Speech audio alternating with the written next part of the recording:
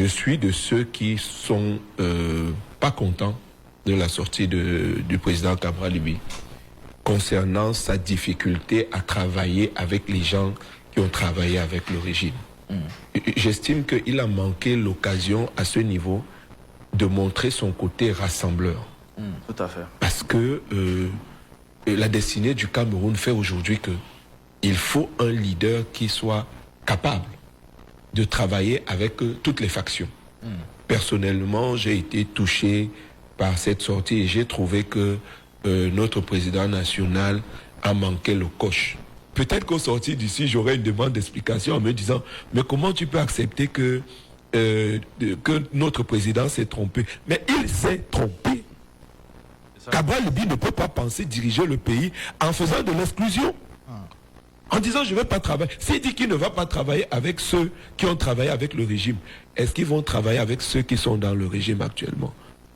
Donc ça montre déjà une vision étriquée de ce que ce bonhomme a comme idée de la République. Moi je suis dans le PCRN parce qu'il faut rassembler, il faut réconcilier les Camerounais. Mais le discours du président Cabral Libye montre une insuffisance. Et peut-être que dans les actions quotidiennes, on voit également cette insuffisance. Je veux chuter en disant, mais c'est affreux. Pourquoi le PCRN ne va pas dans certains médias? On a le droit d'être fâché, d'accord? Mais est-ce que c'est le moment d'exclure certains médias? Moi, je ne comprends pas pourquoi on ne va pas chez Equinox. Nous ont fait des choses vilaines, ça c'est vrai. D'accord?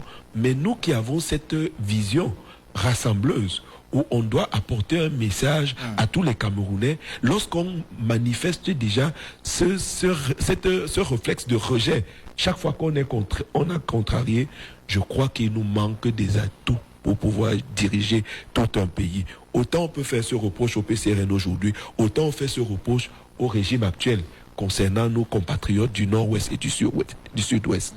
C'est-à-dire cette incapacité à s'asseoir avec eux, à discuter de manière ferme, au plus haut sommet de l'État, pour dire, mais nous sommes ensemble. C'est de ça qu'il s'agit. Vous avez des gens qui ont copié avec le RDPC. Et au moment où ils décident d'abandonner le RDPC, la seule excuse qu'ils trouvent à vous dire, c'est que non, j'étais le sauveur là-bas. Non, je suis allé là-bas parce que je suis allé sauver le Cameroun. Oui. Mais si vous croyez à ça, c'est que vous êtes plus idiot que le dernier idiot de la Terre. Ils y sont allés par calcul. Parce que certains d'entre eux étaient déjà dans l'opposition. Si les gens ont été avec Froundi en 92, ils ont abandonné Froundi, ils sont entrés au gouvernement, ils ont mangé. Et manger, c'est le plus grave. Ils ont cautionné la souffrance des Camerounais. Mais mieux, je marche même avec les gens du RDPC une fois, c'est authentique au moins. Authentique, oui, là, il n'y a pas besoin de... Non, là, je marche avec les authentiques même du RDPC. Parce que ceux qui ont été dans l'opposition ont rejoint le RDPC et reviennent dans l'opposition, reviennent juste parce qu'ils sont en difficulté. Donc, ne tombez pas dans ces pièges. Et puis, un dernier truc que je vais vous dire qui va vous choquer. Et je sais que ça aussi, ça va faire le buzz. Je l'ai déjà dit. C'est comme l'affaire de coalition. Si vous coalisez avec quelqu'un qui a travaillé avec le régime, attendez-vous à ce qu'il vous trahisse demain et parfois au plein cœur même des élections. Il va Exactement. Ne coalisez jamais avec des gens qui vont à gauche, qui reviennent à droite, qui repartent à gauche, qui reviennent. Ça, c'est la première catégorie de gens avec qui il ne faut jamais coaliser. Deuxième catégorie de gens avec qui il ne faut pas coaliser. Je sais que vous allez me demander pourquoi tu l'as fait toi-même. Je vous dirai pourquoi. C'est des gens qui n'ont rien à apporter. Si vous faites la coalition avec un leader politique qui a pour seule base militante, les studios de télé. Et un conseiller. Dites-moi, vous avez les comités de base. Parce que moi, je suis président d'un parti politique qui a des comités de base depuis Kousseri jusqu'à Kribi. Je suis président d'un parti politique qui a des élus qui exercent des mandats électifs. Maintenant, vous me demandez de coaliser donc avec quelqu'un. Je lui demande que mon frère, dans la coalition où on parle à toi et moi, bon, voici ce que moi j'apporte. J'apporte de la ressource. Tu apportes quoi? Moi, j'apporte de la ressource humaine. Toi, tu apportes quoi? Il me dit que je suis aimé quand je passe à la télé. Voilà. Oui, mais ça, tu ne me l'apportes pas. Puisque moi-même, je suis aimé quand je passe à la télé. Je passe à la télé. Donc, tu ne Je m'apportes passe à la rien. télé. Tout le Quand monde tu peut t'aimes, passer à la télé. même aussi. Peut-être même, il m'aime plus que toi. Donc, ça, tu ne m'apportes rien. Toi et moi, on n'a rien à faire ensemble. Le danger de ce type de coalition, c'est que quelqu'un qui ne vous apporte rien n'a rien à perdre. Il vous Ah oui? trahira aussi rapidement aussi. Vous pouvez vous entendre comme ça le soir. Le lendemain, vous voyez qu'il marchait déjà avec votre adversaire. Mais plus grave, en lui ayant dit ce que vous vous êtes dit la veille. Depuis ma démission du gouvernement et mon engagement en politique, avec la création du MRC en 2012, aucune adversité ne m'a été épargnée. Je suis passé par toutes les formes de répression. La répression administrative pour m'empêcher d'aller porter mon message d'espoir à mes compatriotes dans les diverses régions de notre pays. La calomnie et la diffamation à travers toutes sortes de mensonges sur ma personne sans que jamais la justice ne donne une suite à mes différentes plaintes contre les auteurs de ces actes. La détention illégale et arbitraire pendant près de 9 mois, ainsi que ma séquestration de fait à mon domicile pendant près de 3 mois. La honteuse tentative de révisionnisme des services que j'ai rendus à notre pays, et j'en passe. C'est ainsi que l'on traite sous ce régime un Camerounais qui assume réellement son opposition à la façon désastreuse dont notre pays est géré et s'engage clairement à ne pas trahir le peuple camerounais. Mais parce que mon engagement à œuvrer pour l'avènement d'un Cameroun nouveau est inébranlable, je suis resté constant depuis 13 ans. Je vous demande donc de consentir un effort exceptionnel. Je me souviens qu'un jour, mon téléphone sonne et je vois Maurice Kamto. Et je décroche, bonjour, on se fait des civilités. Et il me dit, il faut qu'on se voit. Je dis, ben ok, je viens vers vous. Et je me déplace, je vais chez lui, à Santa Barbara. Et à l'occasion, je me fais accompagner par Bertrand Onana à ce rendez-vous. Et je l'y retrouve, il était avec 2 personnes, je crois. Jules Domché, le journaliste de Vox Africa, et je crois M. Okala Ebode.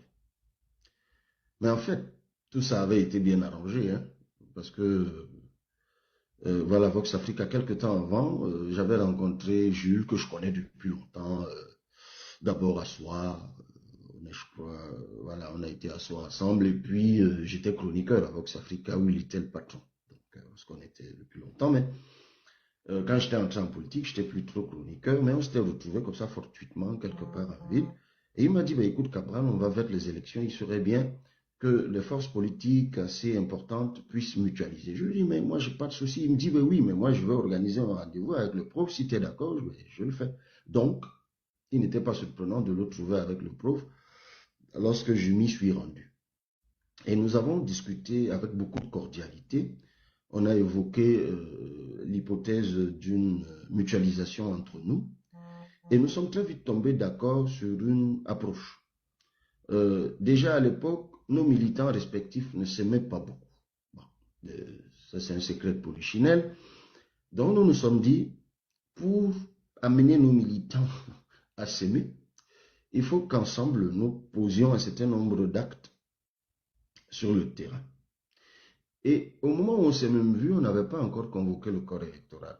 Mais ça s'est passé quelque temps juste après.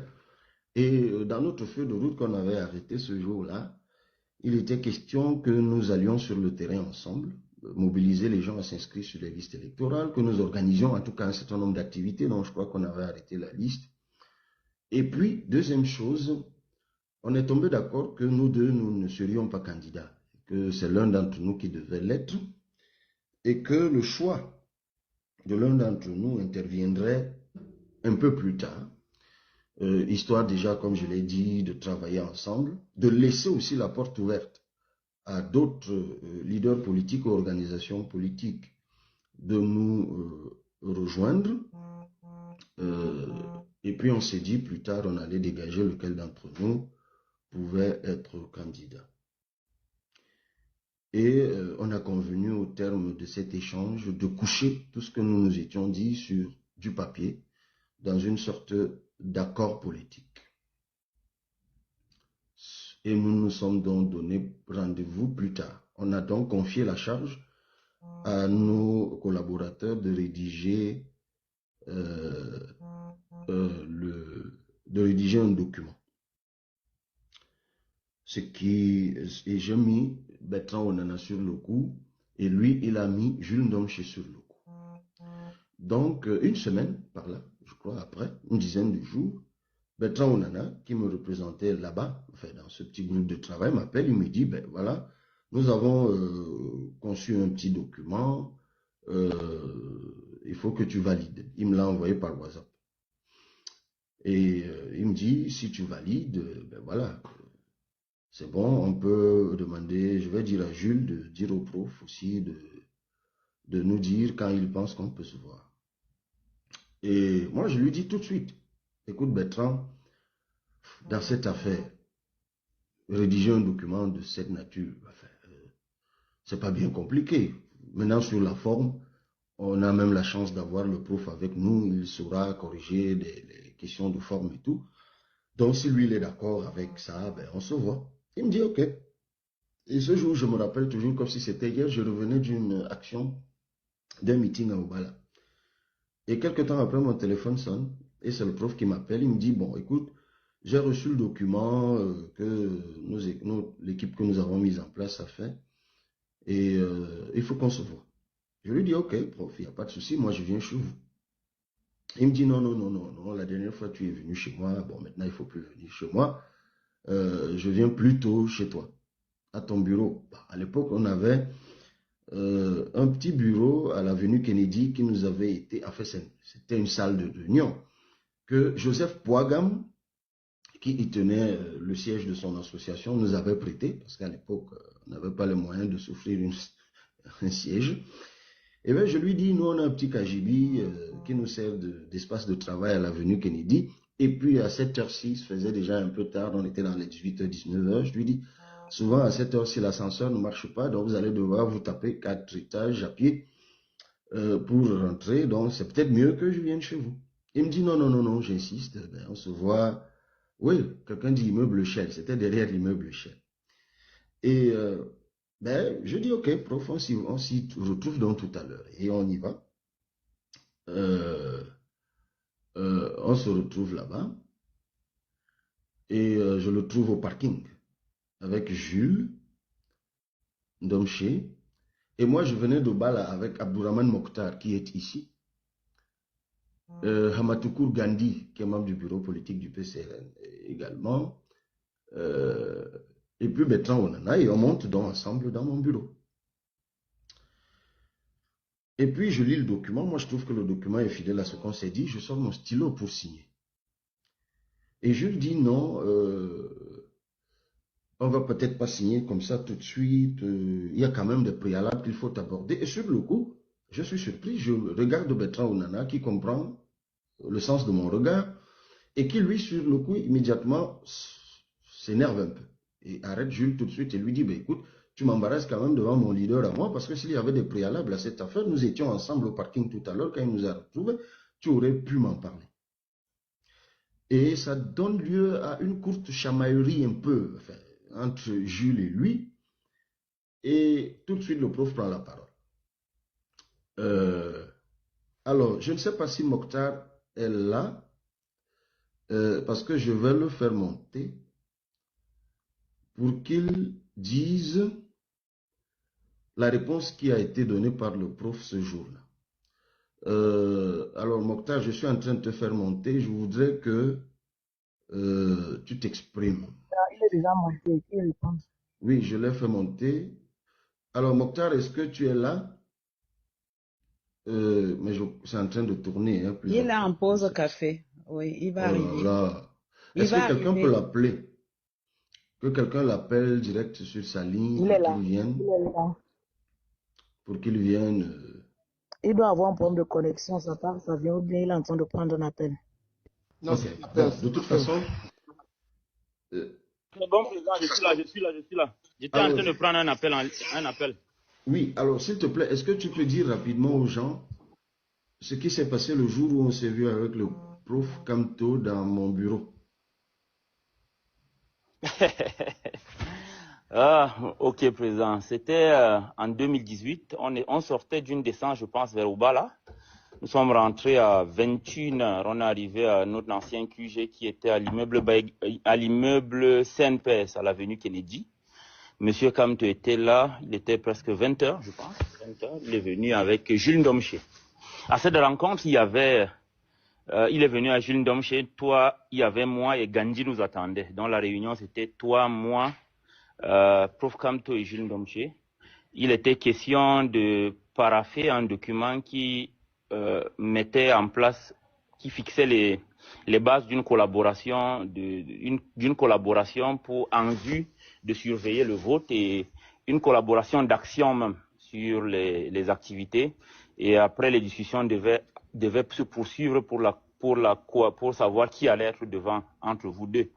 Et ce jour-là, la personne qui a pris la parole en premier, c'était Jules Ndomché. Je me souviens toujours, je vais toujours garder ces mots en tête. Il a dit, avant même de parler de ça, il faut d'abord parler du contrat. Le contrat, vos équipes avaient travaillé sur ce document, avaient envoyé à l'équipe du professeur et jusqu'à arrêter la mouture définitive qui avait été acceptée par les deux camps. Donc ce soir-là, il était question de relire le document et de signer le document et officialiser. Quand le prof Kamto est arrivé, il a pris le document, il l'a lu, il a dit qu'il y a quelques erreurs et vous lui avez dit, bon, c'est lui le prof, s'il trouve qu'il y a des erreurs, ça, on peut rien faire. Il a barré complètement le document, il a dit non, il y a des erreurs, on peut pas travailler avec ce document-là. Et d'ailleurs, c'est même pas pour ça qu'il est là, il faut qu'on discute d'autres choses. C'est là où Jules Ndomché prend la parole, il nous dit, Cabral, tu n'as pas la technologie pour renverser le régime de Yaoundé. Nous, on l'a. Viens, tu t'alignes derrière nous. Arrêtons tout ce cinéma. Aligne-toi. Et on va voir comment les histoires de collaboration, signature, tout ça, ça nous perd le temps. Nous, on pense que tu dois t'aligner derrière nous et on va travailler ensemble. Et la réponse a été, ce jour, pour l'anecdote, moi, je voulais m'enflammer. Le président m'appuyait la cuisse que calme-toi. Tu es dans une réunion de haut niveau. Tu ne dois pas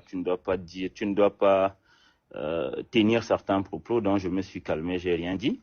Et après, Jules Ndomché, le prof Kamto a pris la parole pour dire la même chose, dire que non.